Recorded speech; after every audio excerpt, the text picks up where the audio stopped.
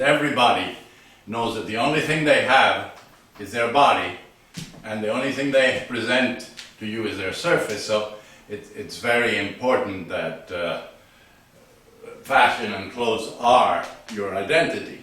I can be a lady, I can be disguised for carnival, I can dress like a man a little more, I can be a vintage lady. I'm originally European, and the idea you buy a scarf instead of a new dress. I just took out the best ones. I have a whole drawer, you know, the Ferragamo.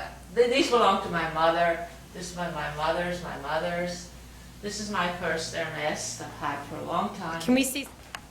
Yeah, there. It's the whole outfit. Sideways. Very high. Mm-hmm. Beautiful. Or Okay. when I was 10 years old, the Germans invaded Belgium where we were living, and we were very lucky. We got out a year after the German occupation. I lived for a year under the German occupation. And we got out a year after, got on a ship from Bilbao, Spain, over to Cuba. We had a visa for Salvador, but we had never even heard of Salvador. At least we'd heard of Cuba.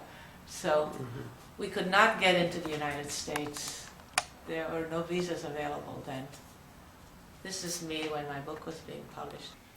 Now, why do I wear black? So it is my identity, is it how I dress. Now, black, you know that black has many readings, and traditionally in cultures, black was the earth, man with the sky, you know. The earth was black, and black was the color of a feminine color even. And yet you have the clerical idea of a religion, which the priests wear black. And I feel that if there is any religion, it's literature. So I dress in black. Look, you see, the Spanish roots is like Philip II, no? He always used to dress in black. That's Philip II, the King of Spain. At the same time that Elizabeth had these outrageous, very decorative, gaudy outfits, the Spanish dress very soberly. You have this one, and here he is also in the black. So that's my Spanish roots, why black also responds to... Would you ever wear the collar? changes your look. We were talking about black and white and one detail. I put this on, and it changes You become a little bohemian. my little bohemian. It comes the way a cell phone is today. It's something you play with. You know, if you go to Venice at carnival time, people are dressed I know. exquisitely. Yeah. And what they do, well, this really looks crazy, but anyway, this is, I know, they just walk around. That's all they do. Nobility would want to flirt with the servant class and the working class, and everybody would dress and mask themselves, and everybody would come on to everybody else. And that was the whole fun of carnival. You didn't know who it was, and it didn't matter, and you could go with it. It's nice to be with you in this capacity. You said it first. Yeah. That was a great button. Yeah. That's a great beard, honey. That's my black and white. That's my black and white. Picasso's Guernica. It's in black, no? Mm-hmm. Wow. And really a lot of people go away thinking that it's in many colors. It's so explosive, it's in black and white. And yet people, when they leave, they used to leave where it used to be in the Museum of Modern Art. When they left, they had the impression they've seen something in color. He and I were sweethearts when we were 16. And then when I was 17, I left for the States. And we went each one his own way.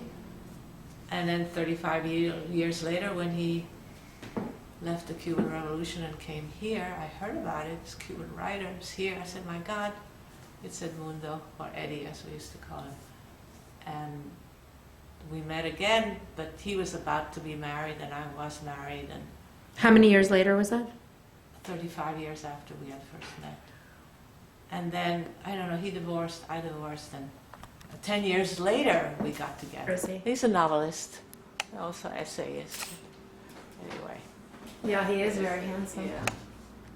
Can you repeat that? The only movement in 20th century art that understood fashion was the Surrealists.